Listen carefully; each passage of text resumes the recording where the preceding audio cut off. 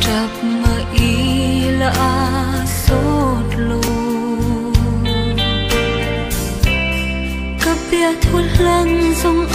tham ra ta